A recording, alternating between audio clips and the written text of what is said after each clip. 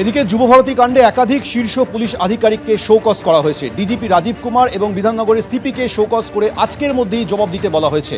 এর পাশাপাশি Bidhannagar কমিশনারেটের DCP anise সরকারকে সাসপেন্ড করা হয়েছে। তদন্ত কমিটির রিপোর্ট অনুযায়ী রাজীব কুমারকে শোকজ করা হয়েছে। বিধাননগরের ডিসিপি অনিশ সরকারের বিরুদ্ধে বিভাগীয় তদন্তের নির্দেশ দেওয়া হয়েছে। দায়িত্বে গাফিলতির অভিযোগে অনিশ সরকারের বিরুদ্ধে বিভাগীয় তদন্ত চলবে। বিভাগীয় তদন্ত শেষ না হওয়া পর্যন্ত ডিসিপি অনিশ সরকার সাসপেন্ড থাকবেন। ক্রীড়া দপ্তরের প্রধান সচিব রাজেশ কুমার সিনহাকেও শোকজ করা হয়েছে।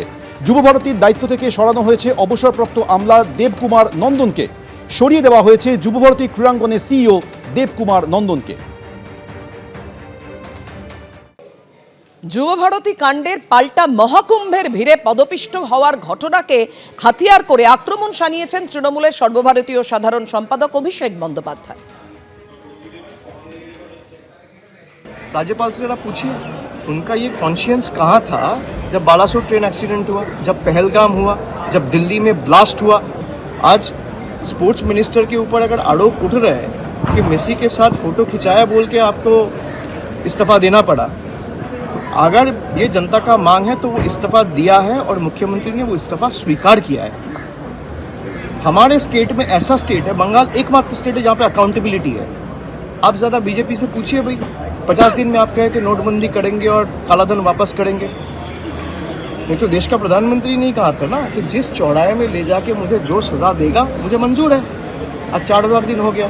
तो राज्यपाल को इतना समझ में आना चाहिए कि जवाब जिसको देना चाहिए वो चुप बैठे और जवाब जिसको नहीं देना चाहिए वो मुख्यमंत्री प्रदेश का सारा 130 करोड़ लोगों के सामने सर झुका के एक छोटा सा अनफॉर्चुनेट इवेंट के लिए माफ़ी मांग रहा है। यही बीजेपी और तृणमूल में अंतर है। झुकता वही है जिसमें जान होता है, अकड़ मुर्दों की पहचान होती है।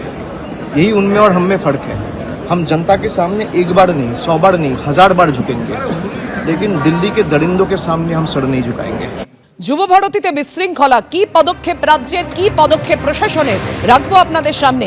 এই মুহূর্তে যুবভারতী ক্রীড়াঙ্গনে পৌঁছেছে ফরেনসিক টিম এবং সেই সঙ্গে গোয়েন্দা বিভাগের আধিকারিকরা। আপনারা জানেন যে যুবভারতী কাণ্ডে ইতিমধ্যে আরও 4 জনকে নিযুক্ত করেছে এসআইটি। অন্যদিকে যুবভারতী কাণ্ডে ডিজিপি রাজীব কুমার ও বিধাননগরের সিপিকে শোকজ করা হয়েছে। আজকের মধ্যেই জবাব তলব। দু বিষয় নিয়ে আমরা আরও বিস্তারিত আপডেট আপনাদের সামনে তুলে ধরবো। আমাদের সঙ্গে রয়েছেন আমাদের প্রতিনিধি পার্থপ্রতিম ঘোষ এবং ময়ূক ঠাকুর চক্রবর্তী। প্রথমেই পার্থ, এই কারণে তোমার কাছে আসতে চাইবো, যুবভারতীতে যে বিশৃঙ্খলা, যে ভয়াবহ কাণ্ড ঘটেছিল, তারপর রাজ্য সরকার যে পদক্ষেপ নিয়েছে, এই মুহূর্তে ফরেনসিক টিম ঘটনাস্থলে পৌঁছেছে, জানাও আমাদের। দেখো, আমরা এডি কাটআউটে রয়েছি এবং এই হচ্ছে সেই এডি কাটআউট, যে এডি কাটআউট দিয়ে কিন্তু লিওনেল মেসি তিনি প্রবেশ করেছেন এবং তারপরে মাঠের মধ্যে এমন একটা বিশৃঙ্খলা পরিস্থিতি তৈরি হয়, তারপরে এডি কাটআউট দিয়ে কোনো রকমে লিওনেল মেসি এখান থেকে বেরিয়ে যায়। এই হচ্ছে মাঠের ছবি দেখতে পাচ্ছ এবং এখান থেকে আমরা যেটা দেখতে পাচ্ছি যে বিধাননগর কমিশনারেটের গোয়েন্দা বিভাগের টিম, তারা ফরেনসিক টিমকে নিয়ে একেবারে যে স্টেডিয়ামের ভেতর যে মাঠ, যে মাঠে বিভিন্ন জায়গায় এখনো বাকেট, চেয়ার, জলের বোতল পড়ে রয়েছে, সেই সবটা কিন্তু ওনারা দেখছেন, ভিডিওগ্রাফি করছেন। বেশ কিছু জলের বোতল ওনারা নমুনা হিসেবে সংগ্রহ করছেন। অর্থাৎ যেরকমভাবে বৃষ্টির মতো জলের বোতল উড়ে গেছিলো মাঠের মধ্যে, তুমি জানো এই যে গোটা ঘটনায় 2টি মামলা হয়েছে এবং 2টি মামলা হচ্ছে, একটা বিধাননগর দক্ষিণ থানায় 2টি মামলা হয়, একটা 16 নম্বর এফআইআর অর্থাৎ বিশৃঙ্খলা, মিসম্যানেজমেন্ট, যেটা শতদ্রু দত্ত গ্রেপ্তার হয়েছে। অন্যটি হচ্ছে আনন্দের এগেনস্টে, যেটা হচ্ছে যে মাঠের মধ্যে ভ্যান্ডালিজমের যে মামলা। এবং সেই ঘটনায় 2টি মামলার ঘটনার পরিপ্রেক্ষিতে কিন্তু আজকে বিধাননগরের গোয়েন্দা বিভাগের টিম, তারা ফরেনসিক টিমকে সঙ্গে করে নিয়ে এসছেন। নিয়ে এসে একেবারে এই মুহূর্তে তারা মাঠের ভেতরেই রয়েছেন, বিভিন্ন যে প্রান্তগুলো রয়েছে সেই জায়গায়, এবং সেখান থেকে বেশ কিছু নমুনা তারা সংগ্রহ করছেন। অর্থাৎ তদন্তের ক্ষেত্রে যেগুলো প্রয়োজন সেই মতোই কিন্তু তারা দেখছেন মাঠের কী পরিস্থিতি, স্টেডিয়ামের কী পরিস্থিতি, কোন জায়গায় বেশি ক্ষতিগ্রস্ত হয়েছে, কোন জায়গা থেকে অন্যান্য যে প্রান্ত, কোন জায়গা এখনো ঠিক রয়েছে, কোন জায়গা থেকে হচ্ছে মাঠের মধ্যে এরকম বাকেট, চেয়ার বেশি উড়ে গিয়েছিল, কোন জায়গা থেকে জলের বোতল গিয়েছিল, সেই সবটা ভিডিওগ্রাফি করছেন এবং দেখছেন। একদমই পার্থ, যে ছবি তুমি আমাদের সামনে তুলে ধরছো, ফরেনসিকের আধিকারিকরা, গোয়েন্দা বিভাগের আধিকারিকরা, তারা এই মুহূর্তে যুবভারতী ক্রীড়াঙ্গনে পৌঁছেছেন।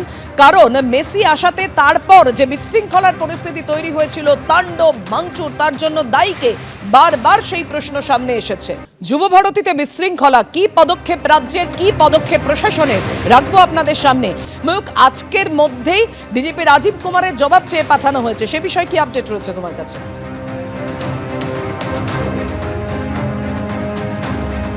দেখো পাপিয়া, শুধু ডিজিপি রাজীব কুমার নয়, বিধাননগরের পুলিশ কমিশনার মুকেশ, তার কাছেও শোকজ করা হয়েছিল এবং যেই খবর আমরা গতকালই পেয়েছিলাম যে 24 ঘন্টার মধ্যে এই দুজন সিনিয়র আইপিএস, একজন ডিজিপি এবং একজন সিপি বিধাননগর, তাদের দুজনকে রিপ্লাই করতে হবে। কিন্তু এখনও পর্যন্ত সূত্র মারফত আমরা যে খবর পাচ্ছি, সিপি বিধাননগর তিনি এখনও রিপ্লাই করেননি। তিনি হয়তো আর কিছু সময়ের মধ্যে তিনি তার নির্দিষ্ট যে বক্তব্য সেটা নবান্নের কাছে জানাবেন।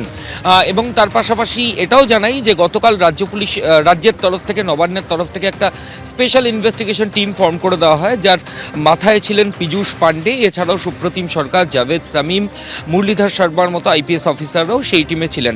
আজকে সকালে সেই টিমের সদস্যরা এই সল্টলেক স্টেডিয়ামে আসেন, বিভিন্ন জায়গা খতিয়ে দেখেন এবং তারপর তারা বিধাননগর কমিশনারেটের যে অফিস সেখানে গিয়ে একটা মিটিং করেন এবং মিটিংয়ে মূলত যেটা সিদ্ধান্ত হয় যে এই যে টিম, যেটা এসআইটি ফর্ম করেছে নবান্ন, সেটাকে কি করে আরও স্ট্রেংথেন করা যাবে, অর্থাৎ সেখানে আরও কী করে অফিসার নিযুক্ত করা যাবে যাতে এই ইনভেস্টিগেশন খুব তাড়াতাড়ি করা যায়। সেই মোতাবেক আরও 4 জন অফিসারকে এই এসআইটির মধ্যে অন্তর্ভুক্ত করা হয়েছে, যার মধ্যে একজন ডেপুটি কমিশনার পদমর্যাদার অফিসার রয়েছেন, ডিএসপি পদমর্যাদার অফিসার রয়েছেন এবং ইন্সপেক্টর পদমর্যাদার অফিসার রয়েছেন। এই 8 জনের এসআইটি আপাতত ফর্ম হলো, সিনিয়র 4 জন আইপিএস বাদ দিয়েও বাকি জুনিয়র অফিসাররা সেখানে রয়েছেন এবং তার পাশাপাশি আরও বেশ কয়েকজন অফিসার এই টিমের মধ্যে কাল বা পরশুর মধ্যে অ্যাড হবেন, এমনটাই সূত্র মারফত খবর পাওয়া যাচ্ছে, যার মধ্যে কলকাতা পুলিশ এবং রাজ্য পুলিশ থেকেও অফিসারদের এই স্পেশাল ইনভেস্টিগেশন টিমের মধ্যে রাখা হবে, এমনটাই জানা যাচ্ছে। এবং আর একটা জিনিস নিয়ে কনফিউশন ছিল যে এই এসআইটি এক্স্যাক্টলি কী তদন্ত করবে, যেটা এক নোটিফিকেশন আমাদের হাতে এসেছে। এই নোটিফিকেশনে স্পষ্ট নবান্নের তরফ থেকে যে বিধাননগর সাউথ পুলিশ স্টেশনে যে 2টো এফআইআর হয়েছে, যার একটাতে শতদ্রু দত্ত অ্যারেস্ট হয়েছেন এবং আর একটা ভ্যান্ডালিজমের ঘটনায় অলরেডি অনেকেই অ্যারেস্ট হয়েছেন, সেই 2টো এফআইআরের ইনভেস্টিগেশন সুপারভাইজ করবে এই স্পেশাল ইনভেস্টিগেশন টিম। অর্থাৎ রাজ্য পুলিশের ডিজিপির গাফিলতি ছিল কিনা বা বিধাননগরের পুলিশ কমিশনারের গাফিলতি ছিল কিনা তার তদন্ত বা তার প্রোগ্রেস রিপোর্ট কিন্তু এই স্পেশাল ইনভেস্টিগেশন টিম দেখবে না।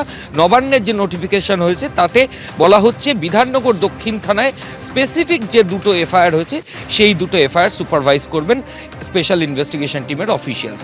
আপনারা বুঝতে পারলেন, বিধাননগর দক্ষিণ থানায় যে 2টো এফআইআর হয়েছে সেই 2টো এফআইআর এর তদন্ত করবে সেট। এই মুহূর্তে তোমাকে ধন্যবাদ ময়ূর। এবিপি আনন্দ, এগিয়ে থাকে, এগিয়ে রাখে।